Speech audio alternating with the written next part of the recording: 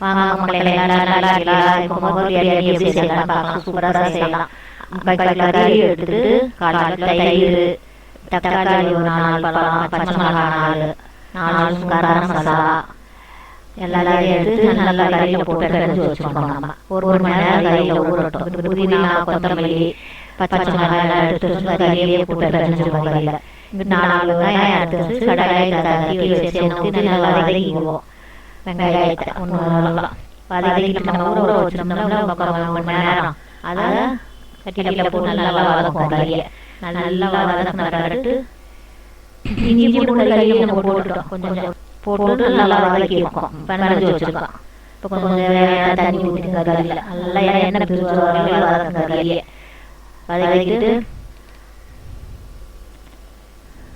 கறியில் நல்லா அடுத்த சைடு வச்சு ஒரு 50 கிராம் எண்ணெய் 2 ஸ்பூன் நெய் ஊற்றிக்கோங்க. ஊற்றிக்கிட்டு 2 ஸ்பூன் நெய் ஊற்றுங்க.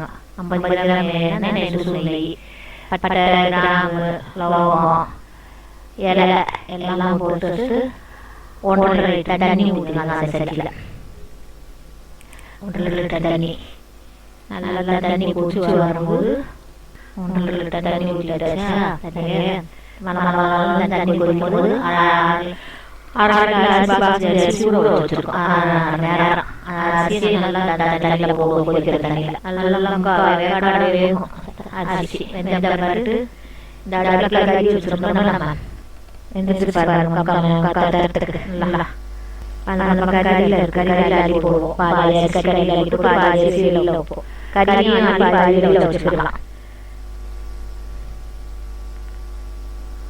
தக்காளி கறி மசாலாவோட அது அடுப்பில் போடுறதுக்கு இப்போ ஃபர்ஸ்ட் அடுப்பில் போடுவோம். அரிசியை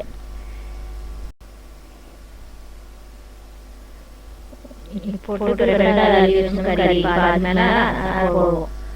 ஃபஸ்ட்டு கீழே கறி, அது மேலே அரிசி, அது மேலே கறி, அது மேலே அரிசி போடுவோம். அதான் முதல் பிரியாணி. பச்சை மிளகாய் நல்லா போட மிளகாத்தூள் எதுவுமே சேர்க்கலை. உங்களுக்கு காரமான தேவையான மிளகாத்தூள் சேர்த்துக்கலாம். இப்போ அது மேலே தம் போட்டு நல்லா கலட்டு கொத்தமல்லி மேலே போடுவோம். போட்டு கேசரி போட்டு தண்ணியில் கலக்கி வச்சுருக்கோம். அப்படியே மேலே கொஞ்சம் ஊற்றி விடுவோம். கேசரி போடுற ஊற்றி வச்சு புளி போட்டு தம் போட்டு சட்டியில் வச்சு சாப்பாடு தம் போடுறதுக்கு போட்டுட்டு சுக்கா கோழி சுக்கா பொரியல் பண்ணுவோம். தொட்டுறதுக்கு நல்லா டேஸ்ட் நல்லா இருக்கும். அதில் இஞ்சி பூண்டுலாம் போட்டு ஊற வச்சுருக்கோம். பாரதான் சாப்பாடு எல்லாமே இருக்குது. கறி நல்லா பொரிச்சு வச்சு சாப்பாடு நல்லா அருமையாக போடுவோம். நல்லா வந்து பாருங்க நல்லா டேஸ்ட்டாக கறி சோறும் கடலை விட்டு கறி கீழே நடுவில் கறி நல்லா எடுத்து அள்ளி போட்டு தயிர் பச்சை கரைஞ்சிருக்காங்க. சுக்காரில் இருக்குது, சட்டியில் இருக்குது. கொஞ்சமாக வச்சுருக்காங்க. கேட்டேன் நல்லா சாப்பிட்டு மக்களை சாப்பிட்டு எப்படி இருக்குன்னு சொல்லுங்க. பாய். பிடிச்சா சப்ஸ்கிரைப் பண்ணுங்க, லைக் பண்ணுங்க, ஷேர் பண்ணுங்க.